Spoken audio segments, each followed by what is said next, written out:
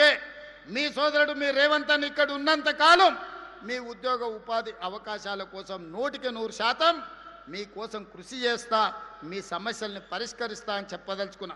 ఒక పక్కన రైతుల కోసం, మరో పక్కన మా ఆడబిడ్డల కోసం, ఇంకొక పక్కన నిరుద్యోగ యువకులు విద్యార్థుల కోసమే ఈ రాష్ట్ర ప్రభుత్వం ఉన్నది. రైతు సంక్షేమం కోసం, రైతుల అభివృద్ధి కోసం, మహిళల అభ్యున్నతి కోసం, నిరుద్యోగ యువకుల ఉద్యోగ ఉపాధి కోసం మన ప్రభుత్వం పనిచేస్తుంది. నిండు మనసుతో మీరు ఆశీర్వదించండి.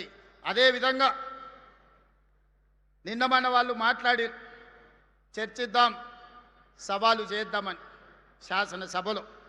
మళ్ళీ చెప్తున్న మీడియా మిత్రులారా రాసుకోండి, సెప్టెంబర్లో శాసనసభ సమావేశాలను పెడతాను. నేను ఒక పోలిక నేను మీకు చెప్పదలుచుకున్నా. ఆనాడు చంద్రశేఖరరావు గారు ముఖ్యమంత్రి అయ్యిండు. చంద్రశేఖరరావు గారు ముఖ్యమంత్రి అయితే హరీష్ రావు గారు, తారక రామారావు గారు మంత్రి అయ్యిండ్రు. నేను ముఖ్యమంత్రి అయితే మా సుయితక్క, కొండా సురేఖని మంత్రులను చేసిన నేను. ఆనాడు చంద్రశేఖరరావు ముఖ్యమంత్రి అయితే ఆయన ఎర్రబల్లి దయాకర్రావుని మంత్రిని చేసిండు. నేను ముఖ్యమంత్రి అయితే మా అడ్లూరు లక్ష్మణ్ని నేను మంత్రిని చేసిన. ఆనాడు చంద్రశేఖరరావు గారు ముఖ్యమంత్రి అయితే ఆయన బిడ్డను ఎంపీ చేసుకున్నాడు, ఓడిపోతే ఎమ్మెల్సీ చేసుకున్నాడు. నేను ముఖ్యమంత్రి అయితే మా చెల్లెలు డాక్టర్ కావ్యను పార్లమెంట్ సభ్యుడిగా చేసిన, యశస్విని ఎమ్మెల్యేగా చేసిన నేను. ఆనాడు చంద్రశేఖరరావు ముఖ్యమంత్రి అయితే జోగినిపల్లి సంతోష్రావు సడ్డకుని కొడుకుని రాజ్యసభ చేసుకున్నాడు. ఈనాడు నేను ముఖ్యమంత్రి అయితే మిత్రధర్మంగా వేం నరేందర్ రెడ్డిని మీ బిడ్డను రాజ్యసభలోకి పంపించిన నేను. ఆనాడు చంద్రశేఖరరావు ముఖ్యమంత్రి అయితే కరీంనగర్లో వినోద్రావును బండకేసి కొడితే ప్లానింగ్ కమిషన్ వైస్ చైర్మన్ చేసుకున్నాడు. నేను ముఖ్యమంత్రి అయితే తెలంగాణ ఉద్యమ కారకుడు JAC political JAC chairman Kodandaram గారిని నేను ఎమ్మెల్సీ చేసిన. ఇవాళ మీరు పోల్చుకోండి, చూడండి. చంద్రశేఖరరావు చేసింది ఫ్యామిలీ జస్టిస్ అయితే నేను చేసింది సోషల్ జస్టిస్. చంద్రశేఖరరావు గారు ముఖ్యమంత్రి అయితే ఆయన కొడుకును కేటీఆర్ను కార్యనిర్వాహక అధ్యక్షుడిని చేసుకున్నాడు. నేను ముఖ్యమంత్రి అయితే మా సోదరుడు మహేష్ గౌడ్ను సోషల్ జస్టిస్లో కాంగ్రెస్ పార్టీ అధ్యక్షుడిని చేసిన. ఇవాళ మీరు చెప్పండి సోదరులారా, కేసీఆర్ అయితే కేసీఆర్ కుటుంబానికి లాభం. అదే కాంగ్రెస్ పార్టీ అధికారంలోకి వస్తే బీసీలకు, ఎస్సీలకు, ఎస్టీలకు, మైనారిటీలకు మీ కుసూర్ పాషా ఈరోజు ఒక బలమైన బాధ్యతలు ఉన్నాడు. ఒక అజరుద్దీన్ ఈరోజు ఒక మంత్రిగా రాణిస్తున్నాడు. అందుకే ఈనాడు నేను స్పష్టంగా సవాల్ విసురుతున్నా. చంద్రశేఖరరావు ముఖ్యమంత్రి అయితే ఎవరెవరికి లాభం జరిగిందో అదే ఇందిరమ్మ రాజ్యం ప్రజాపాలన వస్తే ఏ రకంగా సీతక్క, కొండా సురేఖమ్మ మంత్రులైండో, ఏ రకంగా అడ్లూరు లక్ష్మణ్ మంత్రి అయిండో, ఏ రకంగా అజరుద్దీన్ మంత్రి అయిండో, ఏ రకంగా డాక్టర్ కావ్య ఎంపీ అయిందో, యశస్విని ఎమ్మెల్యే అయిందో, వేం నరేందర్ రెడ్డి రాజ్యసభ అయిందో లెక్కలన్నీ పక్కాగా నేను చెప్తా. ప్రొఫెసర్ కోదండరామ్ ఏ రకంగా ఎమ్మెల్సీ అయిందో, ప్రొఫెసర్ జయశంకర్ గ్రామం రెవెన్యూ విలేజ్ ఏ విధంగా అయిందో నేను లెక్క చెప్తా. ఆ గ్రామానికి మా అన్న చెప్తున్నాడు 10 కోట్ల రూపాయలు డెవలప్మెంట్కి ఇచ్చినామని. ఆయన మాత్రం చింతమడకకి ఇచ్చుకున్నాడు. అవి కూడా ఇచ్చిండో కమిషన్లు కొట్టేసిండో నాకైతే తెలియదు. అందుకే ఈనాడు మిత్రులారా, ఇది ప్రజాపాలన. ఒకటొకటిగా సమస్యల్ని పరిష్కరించుకుంటున్నాం, మెల్లమెల్లగా కూడా తీసుకుంటున్నాం.